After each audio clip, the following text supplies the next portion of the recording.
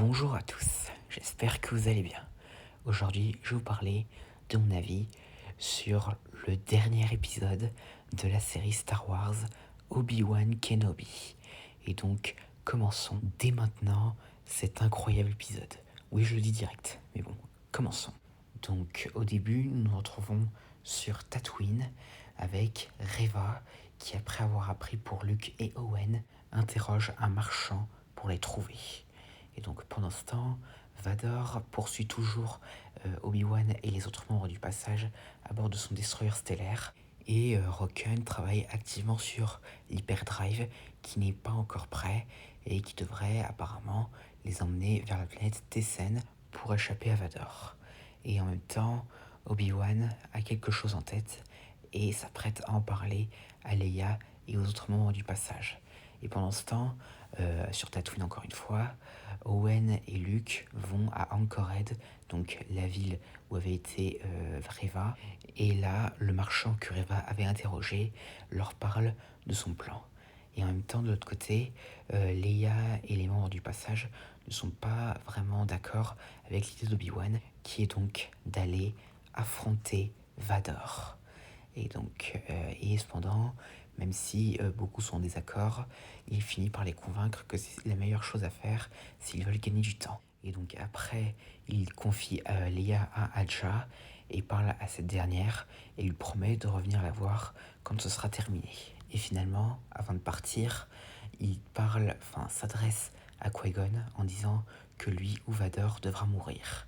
Et donc du coup, et finalement, il embarque dans un vaisseau et finalement, il attire l'attention de Vador qui demande à tous ses canons de tirer sur ce vaisseau. Et malgré les protestations du Grand Inquisiteur qui pense qu'il devrait continuer à suivre le vaisseau du passage. Et pendant ce temps, sur Tatooine, Owen et Beru préparent la défense de leur maison à l'arrivée imminente de Reva, qui vient donc tuer Luke, parce que comme Vador lui a pris sa famille, donc ses amis, elle décide ainsi de prendre la sienne, donc Luke. Et pendant ce temps, Obi-Wan atterrit sur une planète rocheuse inconnue et Vador le suit. Et finalement, et d'ailleurs Obi-Wan découvre que Leia a glissé Lola dans sa poche. Et donc, enfin bref, et finalement, les deux anciens amis se font face et ainsi commence le combat. Et en même temps, Reva sur Tatooine arrive à la maison des Lars et Owen et Beru commencent ainsi à l'affronter. Et donc du côté de Vador et Obi-Wan, eh bien ils se battent pendant assez longtemps, détruisant des rochers et tout. Et là, Vador se rend compte que la puissance d'Obi-Wan est de retour, mais sa faiblesse est toujours là. Et donc du coup, suite à ces mots, il reprend drastiquement le dessus et finalement il fait tomber Obi-Wan dans un trou et l'enterre sous des rochers, avant de s'éloigner en lui lançant d'ailleurs une petite pique en l'appelant maître. Et pendant ce temps, Owen et Reva continuent de s'affronter. Et d'ailleurs, Owen montre clairement qu'il aime Luke et qu'il cherche à tout prix à protéger le fils de son demi-frère qui croit mort.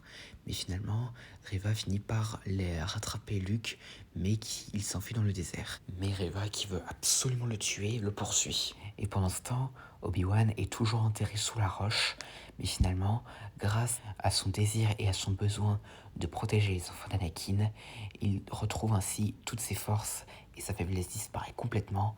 Et finalement, il sort des rochers et retourne affronter Vador. Et là, Obi-Wan est clairement au sommet de sa puissance. Donc il envoie des rochers sur Vador, lui endommage son système respiratoire, lui donne un coup dans le dos. Et finalement, le point culminant, il lui donne un coup de sabre laser dans le côté gauche du casque, exposant ainsi une partie du visage d'Anakin.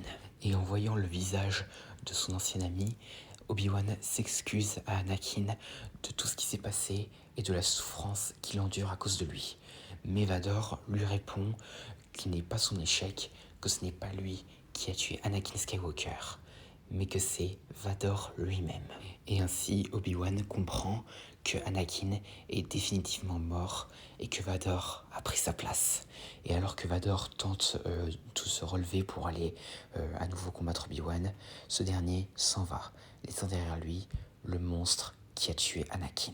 Et finalement, Obi-Wan quitte la planète. Mais pendant ce temps, Reva trouve Luke dans le canyon et s'apprête à le tuer. Et Obi-Wan sent ça et se précipite rapidement. Et finalement, quand Reva lève son sabre laser, elle se voit en Luke. Et là, elle découvre que ce qu'elle s'apprête à faire, c'est exactement ce que Vador a fait.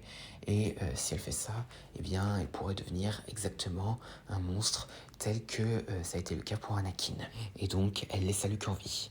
La force a été avec lui. Et donc Obi-Wan revient sur Tatooine et avec Owen et Beru, il recherche Luke, mais finalement Reva le ramène et donc Owen et Beru repartent avec lui.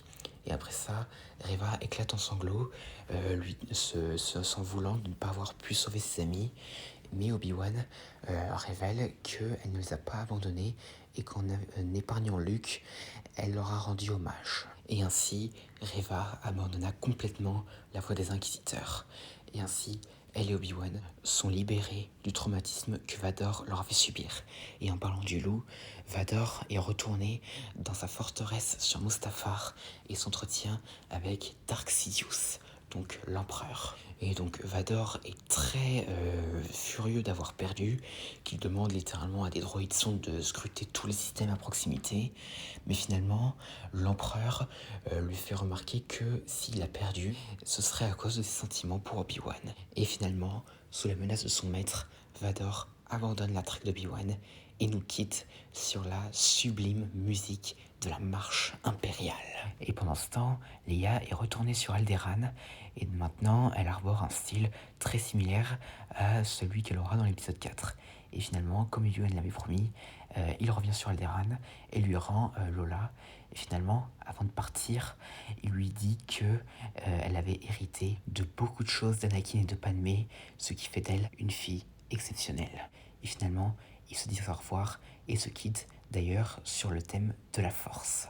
Et donc ainsi, Obi-Wan retourne sur Tatooine et d'ailleurs il passe vers la ferme des Lars et là il accepte vraiment de s'éloigner de Luke, mais finalement Owen lui permet de rencontrer Luke et Obi-Wan lui donne ainsi le jouet de Skyhopper du premier épisode. Et donc ensuite Obi-Wan marche à travers le désert sur son Néopie et finalement il rencontre un visage qu'il n'avait pas revu depuis des décennies, Qui-Gon Jinn, qui était donc revenu en esprit de force. Et finalement, alors que l'épisode se termine, Qui-Gon dit qu'ils ont un long chemin à parcourir. Et c'est là que s'arrête la série Obi-Wan. Alors, qu'est-ce que j'ai pensé de cet épisode? Alors, très clairement, c'était la perfection. Alors déjà, cet affrontement entre Vador et Obi-Wan, non mais vraiment magnifique, et rentre facilement dans un de mes duels au sabre laser préférés de l'univers Star Wars. Et donc, et en parlant de ce combat, mon Dieu, la scène où on voit le visage d'Anakin, alors là, je suis sûr qu'on a tous senti un petit quelque chose quand on a vu cette scène.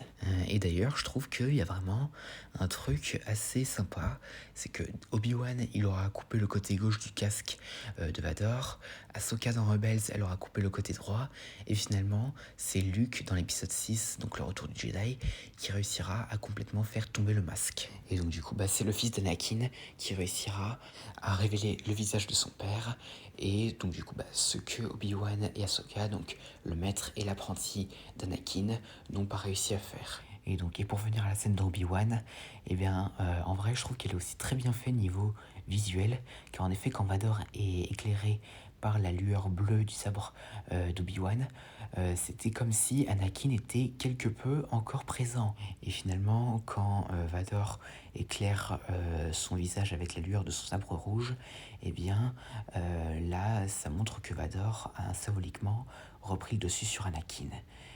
Et d'ailleurs, le fait qu'il parle avec sa voix en tant qu'Anakin et sa voix en tant que Vador, non mais c'est trop stylé. Donc les voix combinées d'Emmanuel Garejo, le doubleur d'Anakin, et de Philippe Catoire, le doubleur de Vador, ça passe très bien. Et pareil en VO avec la voix d'Aiden Christensen et de James Earl Jones.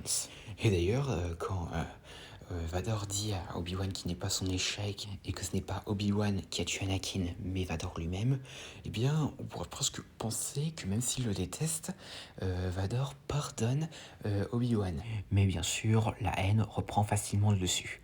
Et donc, enfin voilà, meilleur moment de cette série selon moi.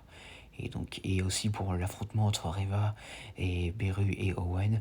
Alors très clairement, là ça montre à quel point ils tiennent à Luke et qu'ils veulent vraiment le protéger. Et même si ils ne sont pas toujours sympas, enfin clairement Owen, hein, parce que Beru ça va, eh bien ça montre vraiment qu'ils l'aiment. Et donc voilà. Et pour Reva, eh bien en vrai ça va. Hein, et donc même si bon, on peut se demander comment elle a fait pour arriver sur Tatooine aussi rapidement, mais bon. Et pour la scène entre Vador et Palpatine, alors là, très clairement, très bien aussi. Et d'ailleurs, ça montre à quel point Palpatine peut vraiment être dur avec ses apprentis.